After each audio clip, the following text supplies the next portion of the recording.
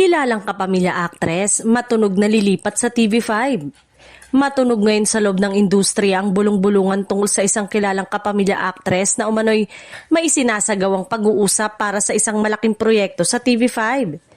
Ayon sa mga nakakarinig na chika, ilang beses na raw itong nakita sa mga closed-door meeting na may kinalaman sa isang bagong programa na planong ilunsad ngayong taon. Ang nasabing aktres ay hindi basta-basta.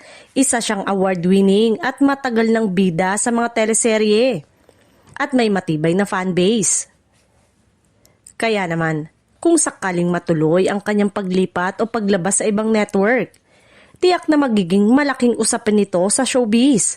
Sabi pa ng source, hindi raw ito simpleng guesting lang, kundi isang papel na talagang nakasentro sa kanya.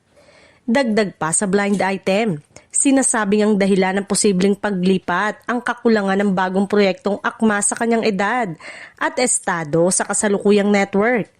May alok daw ang TV5 na mas malaya sa konsepto at mas nagbibigay ng creative control.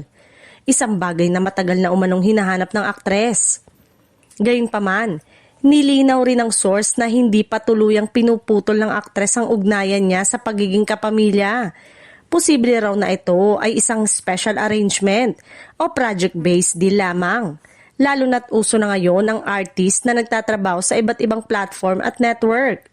Sa ngayon, nananatiling tikom ang bibig ng kampo ng aktres at ng TV5.